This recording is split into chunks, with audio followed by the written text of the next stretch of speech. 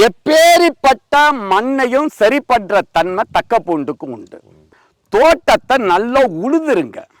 தோட்டத்தை நீங்கள் நல்லா சட்டி கலப்பை இதெல்லாம் போட்டு உழுது இந்த மழை காலத்துக்கு முன்னாடி ஒரு தடவை தக்க பூண்டை விதைங்க. அதாவது இங்கிலீஷில் அதுக்கு பேர் செஸ்பேனியான்னு சொல்லுவோம். இந்த தக்க பூண்டு என்ன செய்யும் சொன்னால் அதுக்கு தண்ணி ரொம்ப வேண்டியதில்லை.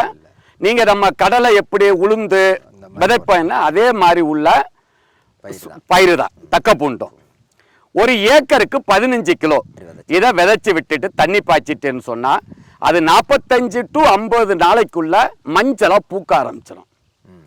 பூக்கும் போது தண்ணியை விட்டு ஒரு சேத்து உழவு உழுதுருங்க. நம்ம நெல்லுக்கு உழுவுன்னு அதே மாதிரி சேத்து உழவு உழுது அதை நீங்கள் பக்குவப்படுத்தி அதுக்கப்புறம் காய போட்டுட்டேன்னு சொன்னால் எப்பேரிப்பட்ட மண்ணையும் சரிபடுற தன்மை தக்க பூண்டுக்கும் உண்டு.